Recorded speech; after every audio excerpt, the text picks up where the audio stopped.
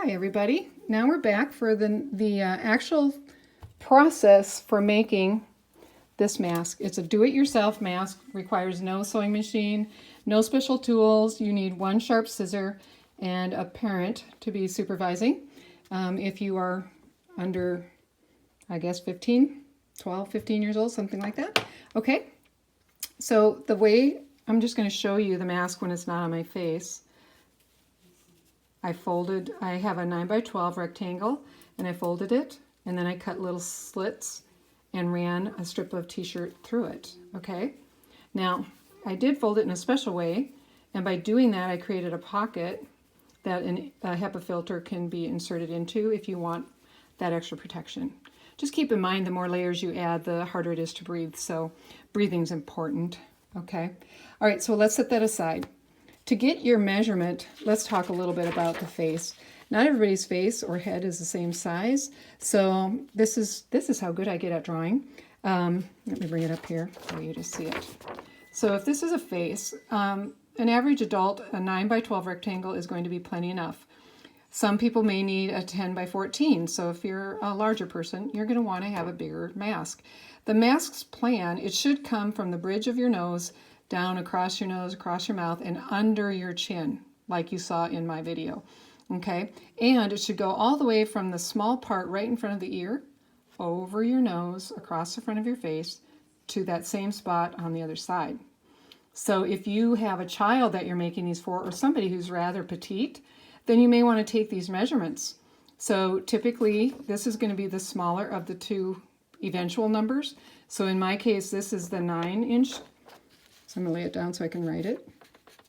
And even though this number, obviously from the bridge of my nose to my chin, is not 12 inches, but if you take this in half, which we have to do because we folded the mask, right?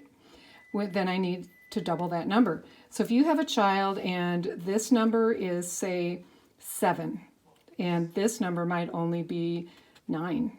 Well, no, not 9. It might be like 4, sorry. Okay, so then you're going to have 7 inches here and 4 times 2, so 8. So their rectangle would need to be 7 inches by 8 inches. Okay, so let me run over that one more time.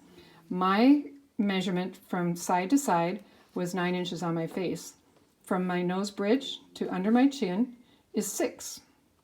So I'm going to take 9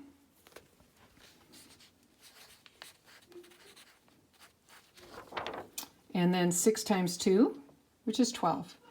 So if your child's measurements are 7 here, and if they're 4 from here to under their chin, what would this number be?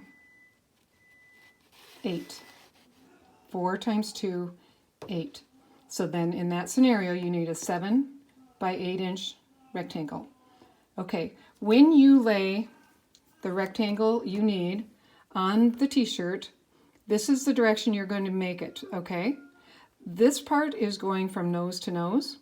This part is going from the bridge of the nose down to under the chin and back up again. Okay, so we want the stretch, well, most t-shirts, I want you to use 100% knit t-shirt. Most of the stretch is going this way, and we want it that way. We don't want stretch going this way across the face. The ties are taking care of that job for us, okay? All right, so I'm going to say this is my, so I needed a 9x12, and I cut off the hem because that's not helpful. And then I laid this piece of paper, which coincidentally happened to be 8.5 by 11. So 8.5 here, 11 inches here. I just eyeballed it. I took my scissor and I clearly overshot a little bit, but longer is better, shorter is not good. All right, so then I cut, and then I just visually tried to add a 1/2 inch on the other side. So if I make it too long this way, it's not a big deal because that's getting lapped over, right? They're going to be folded like this, so my flap is just going to be a little longer. It's fine. If I jip myself on this number, remember that number is the one going from ear to ear, so you're getting less coverage on your face. It's not a good idea, so try to be accurate doing that number. All right, so once it was cut from the t-shirt, we're going to set that rectangle aside. And, you know, coincidentally, you're going to get 2 masks for each cut, so that's pretty cool. Then we're going to need to cut some 1.5 inch strips from your t-shirt. So here's a trick. If you happen to have some 2x2 post-it notes, or if they're bigger, just cut them down to be 2x2. Make sure you don't cut away any of the sticky side. So don't cut from that edge, all right? Remove from this edge. So then you're going to mark from this side of the 2-inch square up to 1.5 inches. And when you've got that mark in 2 places, you're going to take and you're going to crease that to make what I call a fence or a jig. All right? Then you're going to stick this jig on your scissor. And notice how that jig is moving with the top blade of my scissor. That's going to be helpful for most of us. There's, you know, you can have it on the other one. I've got a video online that you can look at that shows the difference, whichever one you like. But once I've got my t-shirt squared up, sorry, I'm shaking the camera, I'm bumping it. You're going to do like this, all right? Line that up. Do you see how, if I move over farther, see that? It's lined up. So that little jig is going to follow me all the way across my t-shirt. And I'm just going to keep going until I get all the way across. And because I don't want to bore the video too much, I'm going to pretend I did that. Let's get your rectangle now. Lay it down. I have a board with measurements on it, but you don't need that. It's just for, so you don't have to look at that wood of my desk. Okay, so I already did some marking on mine. You can mark or not mark. It's totally up to you what you want to do. All right, so you see what I did. I laid this down and I made a pocket up at the top. And I am going to check because I need mine to be 6 inches. So here's 6 inches and I've got it a little bit shorter. I'm not going to love that so much. So I'm going to scoot this up because I really do want this coming under my chin. And now what I can do is lay my ruler underneath, line up 1 inch at the top, and then I'll just drag this up. There we go. That tells me 6 inches as far as I'm going to be able to go. All right? So we've got that done. Now, just take your scissor, pinch. Carefully cut. If you push too hard, you're going to go snipping the whole thing off. So don't do that. We're only trying to make about a 1/2 inch slit. Okay. This is when you're going to really wish you had like a super sharp pair of scissors, but most paper scissors are going to tolerate a little bit of this. If you decide to go into the business and make these for all your neighbors, which would be a really great way to make friends, trust me, you might want to just order a good pair of scissors off of Amazon. They're only about $15. All right. So that's going to be big enough. And you would repeat that on the other side. Okay. So now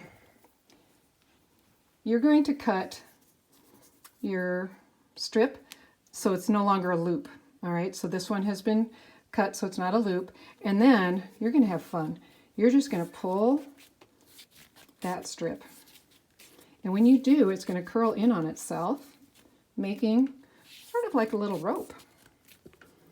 You know what, if you've got young kids, they're going to love this part of the job. So you can get them involved. It's always fun if you're part of the work that the adults are doing. All right? So now, take your project, get your string behind there, and as best you can, kind of get him to poke up through that hole. Pull. So this is going to be a little bit like when you were young and you had lacing cards where you practiced with a shoestring, lacing it in and out. That's all we're doing. From side to side. Well, right, you know, from front to back, whatever. Not side of the face to side of the face, but just up the line. And, you know, if this guy has relocated, you just move him back.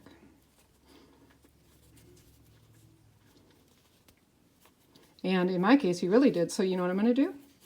I'm going to poke them through this hole first. Oh, look at that. My hole got too small. I was going through 3 layers. So if that happens to you, that's not a big deal, right? Just go ahead and grab your scissor. Make that hole a little bigger. Don't get too carried away. We don't need them to be huge holes. I'm going to put them in this hole. Let's hope that one wasn't too small. Okay.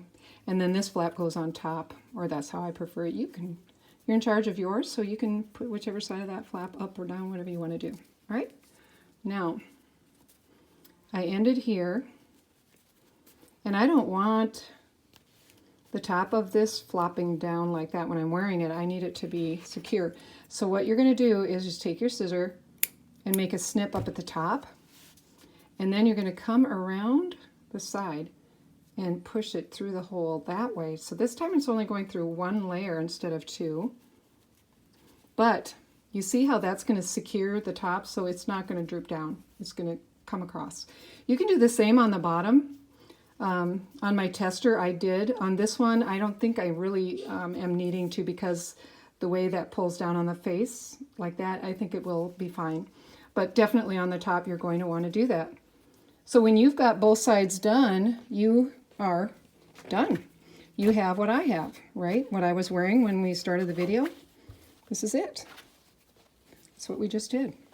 Only, you know, I only showed one side, but this is the second side. Now, if you're really wanting, like, you know, detail instructions, I have that top fold snip. 1, 2, 3, 4, 5. 5 snips down the side. This side does not have a snip in the fold. This side does. I found when I was wearing this as a test today, I didn't need this. And so I skip it.